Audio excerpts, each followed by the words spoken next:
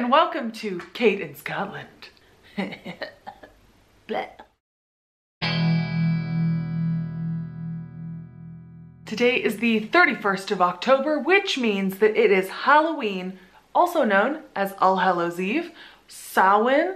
I'm sure there are other names, but that's all I know. I wanted to talk a little bit about what Scotland is like during Halloween, because I'm sure everybody has different traditions, but I can speak to some of the ones that happen here. In my last Halloween video, I carved a turnip for you and my friend carved a pumpkin, and I didn't get to speak very much about the tradition of Halloween in Scotland or what Halloween is like here, and so I thought I would do that today. But first, I went to go find a vampire frappuccino.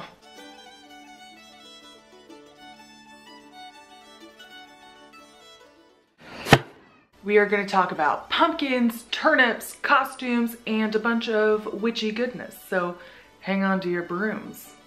I want to say up front, Halloween is a Celtic tradition that spans multiple countries, and so I want you to know that everything I'm about to tell you is specific to my knowledge of what happens here in Scotland, although there is a lot of crossover, so please, if it's slightly different than what you know, let's talk about it in the comments.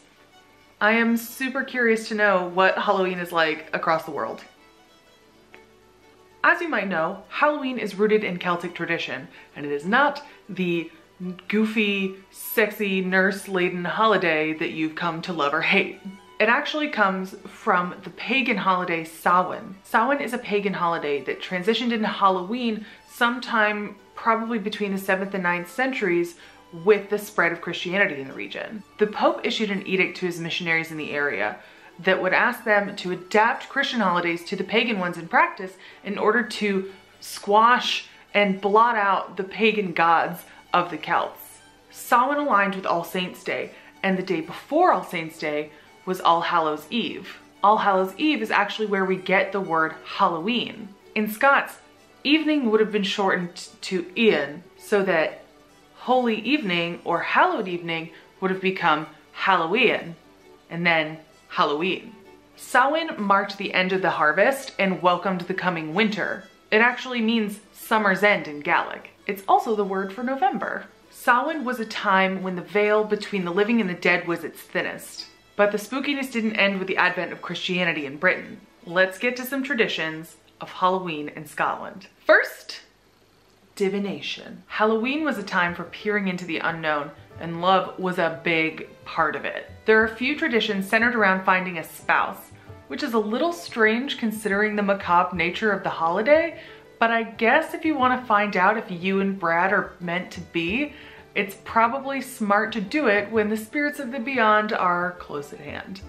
Roasting hazelnuts was a big one. Robert Burns even writes about this in one of his poems in the 18th century. So you would put 2 nuts on the fire, one for you and one for a person you desired. If the nuts that were in the fire like spat and crackled and made a bunch of noise, that was kind of a bad omen. But if the nuts were like quietly roasting, getting along together, that was a good sign for you and the person you were thinking of.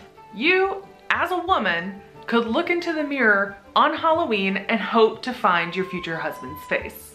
Or if you were feeling particularly grim and were destined to die before marriage, imagine you would see a skull in the mirror instead. At a time when women didn't have much of a say in their betrothed, I could definitely imagine doing as much as you can to see somebody kind of nice and not like 75 in the mirror, even if that meant hallucinating. This tradition actually made it to America, and you can see some kind of imagery in postcards from the early 20th century.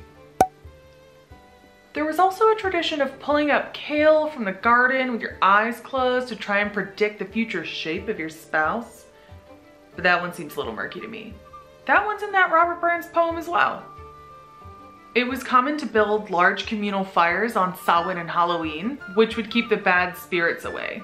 People would also douse the fires in their homes and light a new one from this communal fire for the coming winter. This tradition still persists, though not as much because bonfires are mostly kept for the 5th of November, which is Guy Fawkes Night, or Bonfire Night. In parts of Scotland, people would also leave an empty chair at the dinner table with the plate of food out for potential ancestors or beyond the grave visitors. It's kind of like leaving cookies out for Santa, but with dead people. Okay, let's talk about trick-or-treating in costumes because this is my favorite bit. Trick-or-treating is a relatively new thing for Scotland. More common is guising, or guisin.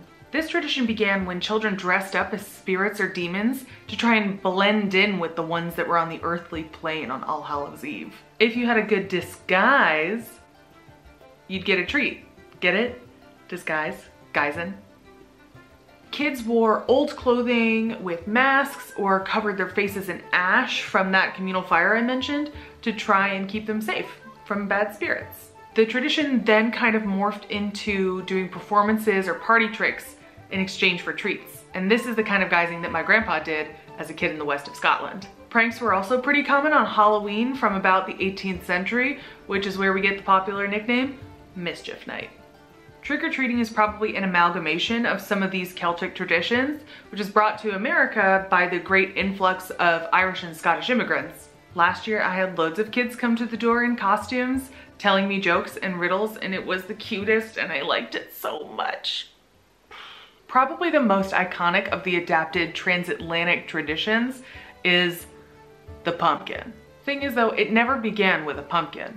It was turnips that were traditionally carved to ward off bad spirits. This could take the form of a horrifying face or a lantern, commonly referred to as a neep or tumshie lantern.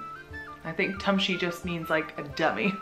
This again came with all those immigrants to America, where turnips were not in great supply, but pumpkins were, and pumpkins are way easier to carve. So the tradition really stuck. Pumpkins are like a dime a dozen now in Scotland, and I got one the other day for like £1. And now I have a bunch of jack-o'-lanterns outside my house. And tumshie lanterns. There are turnips outside my house too, calm down. Let me show you the pumpkins and turnips I carved this year. Boop.